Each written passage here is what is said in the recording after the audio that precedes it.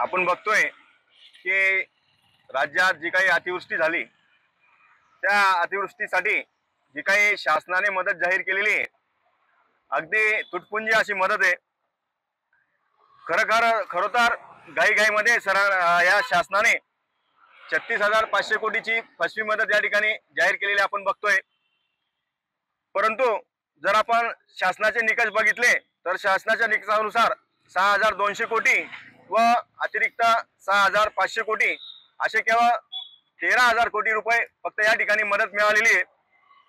जर आपण बघितलं की हेक्टरी 50,000 ची मागणी या ठिकाणी आम्ही केली आहे, म्हणजे हेक्टरी जर 50,000 पकडले तर झालेल्या 68 लाख हेक्टरसाठी जवळजवळ 35,000 कोटी रुपये त्या ठिकाणी लागणार होते आणि इतर जी काही मदत आहे ती जवळजवळ 5 ते 10,000 कोटीची मदत त्या ठिकाणी मिळायला हवी होती। म्हणजे एकूण जर आपण बघितलं तर केंद्राने आणि राज्याने मिळून त्या ठिकाणी 40 ते 45,000 कोटीची मदत या ठिकाणी करायला हवी होती।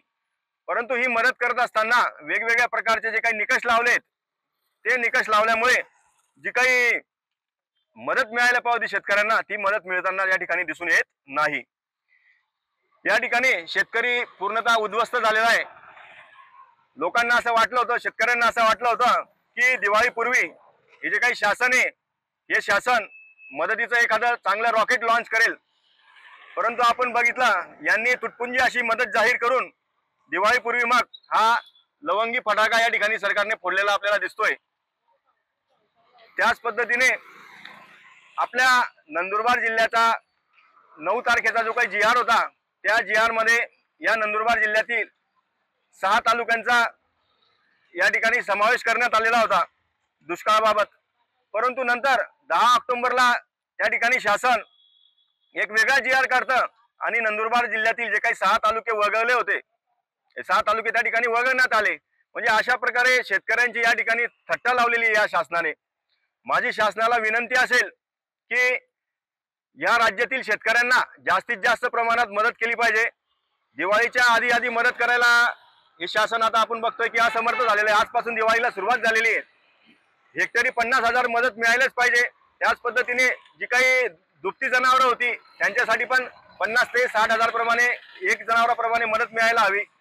जी काही घरं वाहून गेलेली आहे, घरांचं नुकसान झालंय, त्या घरांना सुद्धा मोठ्या प्रमाणावर मदत मिळून शेतकऱ्यांची, शेतमजुरांची आणि जी काही लोकांची ती घरं त्या ठिकाणी उभी राहायला पाहिजेत। तसंच शासनाला सांगणे की या आमच्या नंदुरबार जिल्ह्याचा सुद्धा या अतिवृष्टीच्या पॅकेजमध्ये समावेश करण्यात यावा। जे काही पंचनामे झालेले आहेत त्या पंचनाम्याप्रमाणे या नंदुरबार जिल्ह्यातील 6 तालुक्यातील शेतकऱ्यांना त्या ठिकाणी न्याय देण्यात यावा।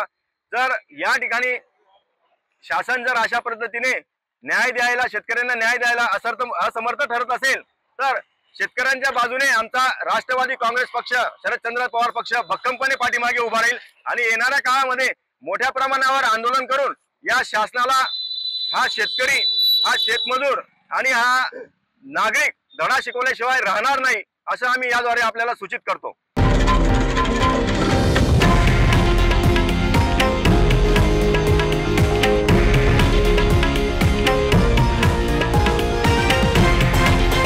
हे आहे देशातील नंबर 1 न्यूज नेटवर्क आणि आपण पाहत आहात TV9 मराठी, एकमेव।